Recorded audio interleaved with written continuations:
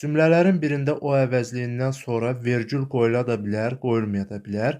A variantına baxaq. O avtobusla gedirsiz.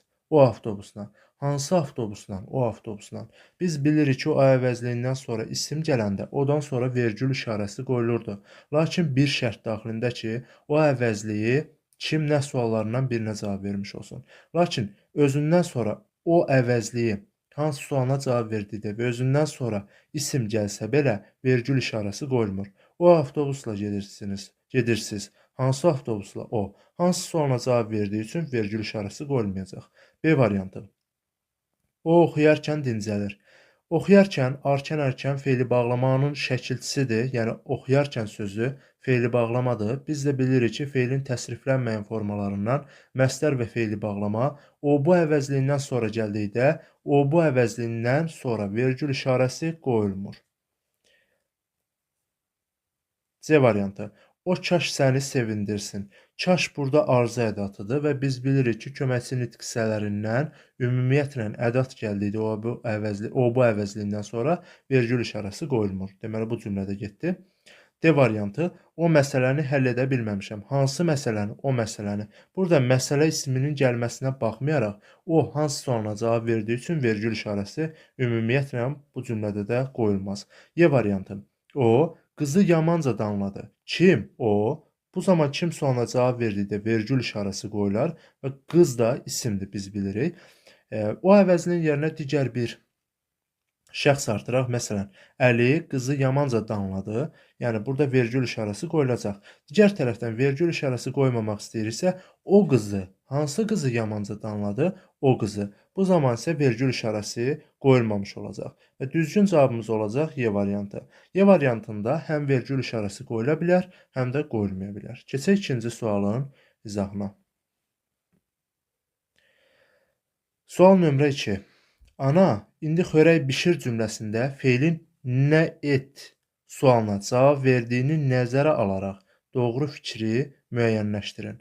A variantı. Mübtəda ilə xəbər arasında uzlaşma əlaqəsi gözlənilmişdir. Təqdim olunmuş cümlədə xəbər var, lakin mübtədanın olmadığını görürük. Təbii ki, burada sən bişir, sən artıra bilərik. Ana, sən indi xörək bişir. Amma biz ümumi cümlə modelinə baxırıq da burada. Yəni cümlənin içərisində sən yoxdur, yəni mübtəda yoxdur. Mübtəda verilmədiyi üçün də mübtəda ilə xəbər arasında uzlaşma əlaqəsi gözlənilmişdir cümləsi doğru fikir ola bilməz. Təbii ki, siz burada ana sözünü fikirləşə bilərsiniz ki, mübtəda vəzifəsində, lakin biz bilirik ki, cümlədə qrammatik cəhətdən cümlə üzvləri ilə bağlı olmayan sözlər ki var, hansı ki, həmin sözlər xitab və araz sözlərdir. Burada da ana sözü xitab vəzifəsində çıxış etdiyi üçün digər cümlə üzvləri ilə heç bir əlaqəyə girmir. B variantı. Adlı halda olan sözlə ifadə olunmuş cümlə üzvü yoxdur. Baxaq. Baxın, adlı halda olan söz ana sözüdür və ana sözü də xitab vəzifəsində işlənmişdir və xitab vəzifəsində işləndiyi üçün də cümlə üzvü hesab olunmur. Çünki biz bilirik ki, xitab cümlə üzvü olmur və heç bir suala da cavab vermir. Xörək sözünü təklikdə baxsaq, təbii ki, xörək sözünün adlı halda olduğunu görərik. Lakin bişir sözünə feilinə aid olduğu üçün xörəyi bişir, indi xörəyi bişir. Yəni, xörək sözü qeyri-müəyyən təsirlik halda olan isim olmuş olacaq. Ona görə də düzgün cavabımız olacaq B variantı. Yəni, adlı halda olan sözlə ifadə olunan cümlə üzvü yoxdur. C variantı. Xəbəri indiki zamanda olan feillə ifadə olunmuşdur. Baxın, bu sualı burada xüsusi olaraq qeyd etmə səbəbləri də var. Yəni, müəyyən bir məqsədləri var. Biz bilirik ki, bişir. Tutalım ki, desək, indi xörək bişir. Nə edir? Nə edir sualına cavab vermiş olsaydı, olardı indiki zamanda. Amma nə et? Bişir. Nə et? Yəni, bişirmək feili də biş sözün kökü irdə leksik. Biz də bilirik ki, indiki zaman şəkilçisi də qrammatik şəkilçisidir. Sən xörək bişir. Yəni, burada səni artıra bilirik. Və digər tərəfdən sən belə deyil. Nə et sualına cavab verdiyi üçün, deməli, biz bunu indiki zamanda olan feil kimi düşünə bilmərik. İndiki zamanda olan feil nə edir, bişir, nə edir? Bu formada olmalıdır. D variantı. Mübtəda vəzifəsində olan isim var. Mübtəda vəzifəsində olan isim. Bir dəqiqə indi cümləni təhlil edək. Bişir nə edir? Xəbər nə?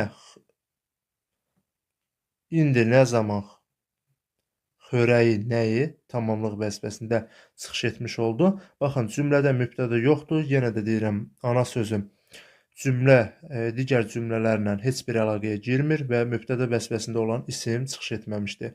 D variantı da getdi. Cümlədəki bütün sözlər sadədir.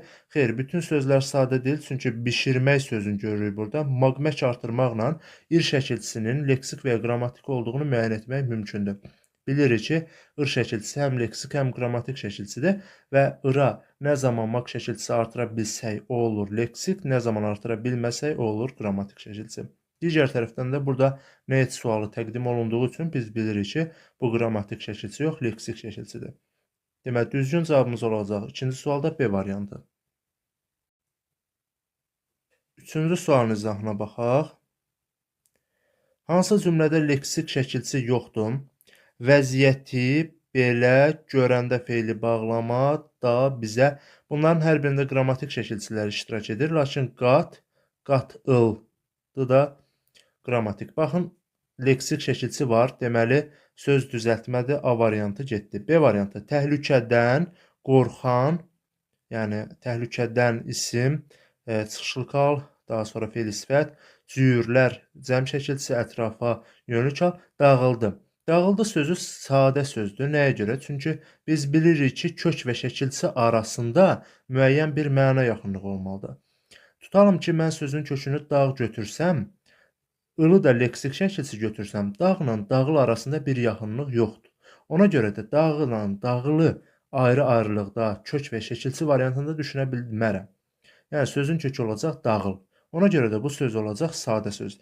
Digər variantlarda da, yəni digər təqdim olmuş sözlərdə də bütün şəkilçilər qrammatik şəkilçidir. Leksik şəkilçi də yoxdur. Ona görə də düzgün cavabımız olacaq B variantı. C variantı. Bu xəbər tez bir zamanda hər tərəfə yayıldı. Yaymaq, yayılmaq. Gördük, baxın, burada ıl leksik şəkilçisini gördüyümüz üçün deməli burada iştirak edibdi. C variantını da götürməyəcək. D variantı. Gətirdiyimiz qrammatik şəkilçilər, meyvələrin qrammatik şəkilçilər hamısı satıldı, satmaq, satılmaq. Gördük, baxın, leksik şəkilçisi var burada. Deməli, D variantı da getdi. Y variantı. Atılan, at sözün kökü ıl leksik, an qrammatik. Il şəkilçisi leksik şəkilçidir. Topların səsindən qulaq batırdı. Baxın, batırmaq, batırdı. Batır idi. Daha doğrusu bir dəqiqə.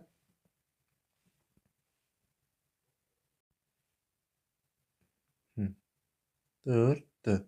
Deməli, burada da leksik şəkilçi olduğu üçün Y variantında çıxıram. Düzgün cavab olacaq B variantı. Sual 4. Anlayırdı, didişərmiş, qarşılayarsa feillərinin üçünə də aid olan xüsusiyyətləri müəyyən edin. Baxın, üçünə də aid olan ortaq xüsusiyyəti istəyir. Eyni qrammatik məna növündədir. Baxaq. Anlayardı sözü anlayırdı. Deməli, bu məlum növdədir. Qarşılıq birgəlik növdə, qarşılayarsa, bu da qarşılıq birgəlik növdədir. Hər üçü eyni qrammatik məna növündə olmadığı üçün A variantını çıxırıq. Eyni zamana aid şəkilçi qəbul etmişdir. Ər, qeyri-qəti gələcək zaman şəkilçiləridir. Burada da ır, indiki zaman şəkilçisi olduğu üçün deməli, eyni zaman şəkilçilərini qəbul etməmişdir. Quruluşca sadə feillərdir. Didişərdir, didmək, didişmək. Digər tərəfdən də qarşılamaq. Bunlar, deməli, bu iki sözümüz sadə söz deyil, düzəltmə sözdür. Anlayardı sözü sadə olduğu üçün digərlərinə uyğun gəlmədiyinə görə C variantında çıxıram. Təsriflənməyən feillərdir. Xeyr, heç biri təsriflənməyən feil deyil. Hissəciklərlə işlənmişdir. Baxın, deməli, qoy bir dənə bunları silək. Baxaq. Deməli, burada zaman şəkilçisindən sonra gələn, bilirik ki, bir cümlədə iki zaman şəkilçisi olmaz. Birinci zaman şəkilçisi olar, digəri isə hissəcik olar. Deməli, bu D idinin qısaldılmış, yəni şəkilçiləşmiş variantıdır. Burada da eyni ilə Zaman şəkilçisindən sonra imiş hissəciyini görürük. Burada da həmçinin zaman şəkilçisindən sonra isə hissəciyinin sağ şəkilçiləşmiş variantını görürük. Deməli, hər üçünə ortaq xüsusiyyət hissəciklərin işlənməsidir. Düzgün cavabımız olacaq Y variantı. 5-ci sualın izahı ilə davam edək. Həmcis üzvləri sifətlə ifadə olunmuş cümləni tapın. Baxaq, həmcis üzvlər gətirdiyi almanı, armudu iş yoldaşları ilə paylaşdı. Almanın nəyi, armudun nəyi həm də sifətlə ifadə olunmayıbdır. Alma isim, armud isim. A variantı olmaz. Biz gecə-gündüz dayanmadan yol getdik. Gecə-gündüz sözləri də sifət olmadığı üçün B variantı da çıxacaq. Qarşıda, yəni çayın o biri tayında onu gözləyirdilər. Burada olsa da yenə burada cümlənin əlavəsi variantındadır. Amma bizə həmcis üzvlər lazım olduğu üçün C variantını çıxacam. D variantında bu yerlərdə bizə doğmadır, əzizdir. Xəbərin əlavəsini doğmadır, nədir? Əzizdir, necədir? Doğmadır, necədir? Əzizdir, necədir?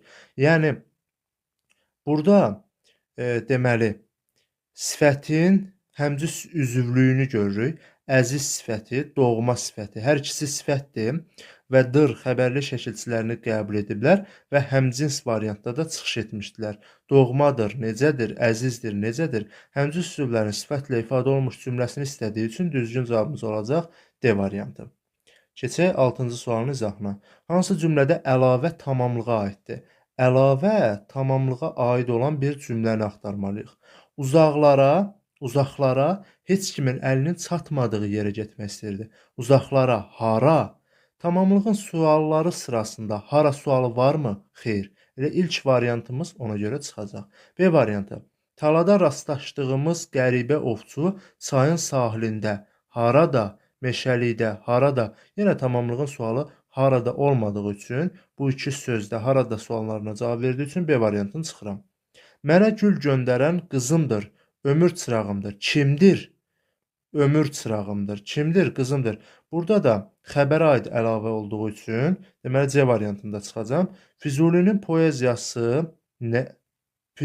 poeziyasını xalqımızın qüdrətli söz xəzinəsini. Füzulinin poeziyasının nəyi? Tamamlıq. Xalqımızın qüdrətli söz xəzinəsini də yenə tamamlıq. Baxın, tamamlığın əlavəsi variantında çıxış etdiyi üçün düzgün cavabımız olacaq D variantı. Sənin şəklin nə?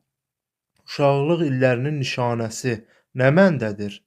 Burada isə gördüyümüz kimi mübtədanın əlavəsi variantında çıxış etdiyi üçün Y variantını da götürə bilmərəm. 6-cı sualın düzgün cavabı olacaq D variantı.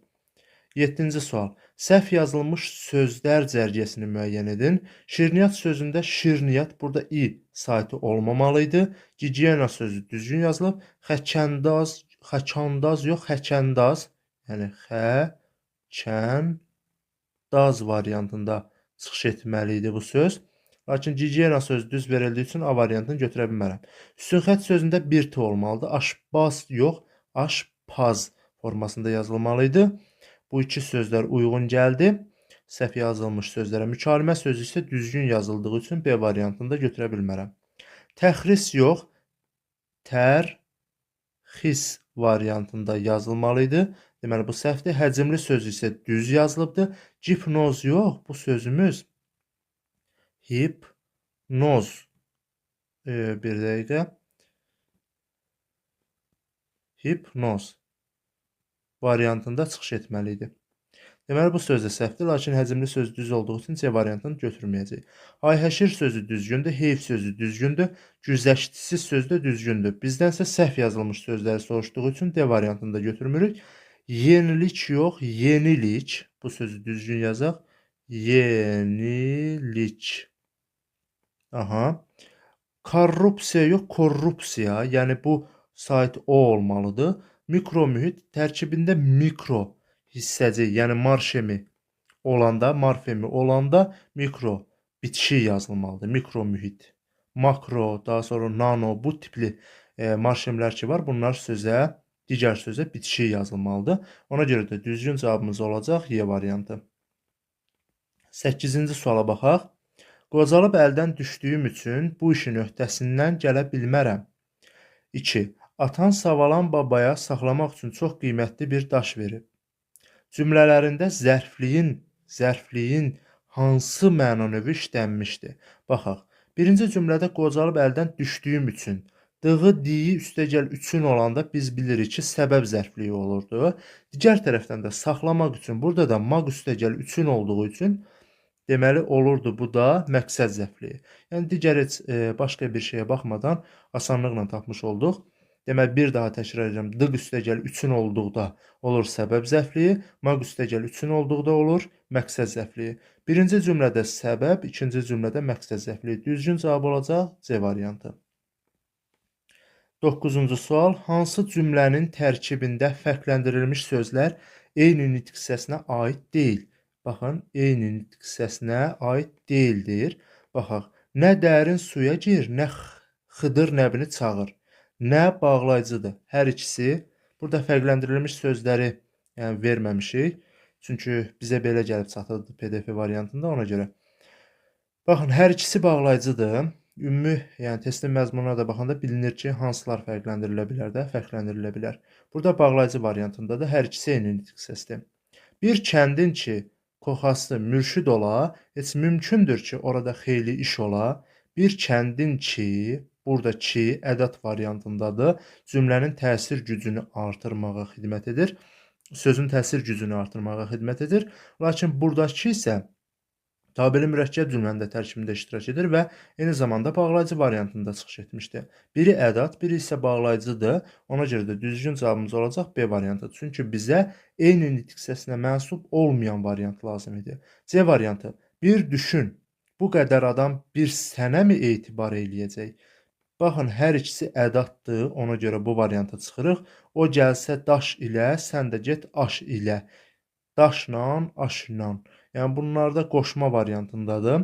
Ona görə hər ikisi qoşma olduğu üçün D variantında çıxıram. Varlının toyuğu da yumurtlayır, xoruzu da. İştirak bağlayıcılarını görürük. Yəni bağlayıcı variantındadır hər ikisi. Ona görə də Y variantında çıxmış oluruq. Düzgün cavab olacaq B variantı. 10-cu suala baxaq. Tikintisi 1901-ci ildə başa çatmış bu binada əsrin əvvəllərində qızlar gimnaziyası yerləşirdi cümləsinin sintaktik təhlil sxemini müəyyənləşdirin. Gəlin təhlil edək cümləni. Yerləşirdi, nə edirdi? Xəbər. Nə yerləşirdi? Qızlar gimnaziyası. Mübtəda. Harda yerləşirdi? Binada. Zərfli vəzifəsində. Hansı binada? Bu binada. Hansı binada tikintisi 1901-ci ildə başa çatmış? Nə zaman? Əsrin əvvəllərində. Bu da zərfli vəzifəsində, zaman zərfli vəzifəsində, bu isə yer zərfli vəzifəsində çıxış etmiş olacaq. Deməli, düzgün cavabımız olacaq təyin, yəni bununla başlaya bilməz. A variantı, B variantı getdi. Təyin, daha sonra gəldi zərflik. Təyin, daha doğrusu 2 dənə gələcək. Ona görə bunları çıxarıq. Təyin, daha sonra gələr zərflik, burada tamamlıq oldu. Mübtəda xəbər düzgün cavab olacaq D variantı. Belə dəyərli izləyicilər, bu videonun da sonuna gəlmiş olduq. Əgər bu video sizlər üçün faydalı oldusa, videonu bəyənib və paylaşmağı unutmayaq. Növbəti günlərdə təşkil ediləcək buraxılış imtahanlarında istifadə olunacaq sualların ətraflı şəkildə izahını kanalda görmək istəyirsinizsə, yəni həm mətn tipli tapşırıqların, həm də dil qaydaları ilə bağlı sualların izahını vaxtında, anındaca kanalda olmasını istəyirsinizsə, o zaman kanala abunə olun, videoları bəyənin və eyni zamanda da bildirişləri aktiv edin ki, kanalda paylaşılan hər hansı bir video anındaca sizə bildiriş olaraq çatdırılmış olsun.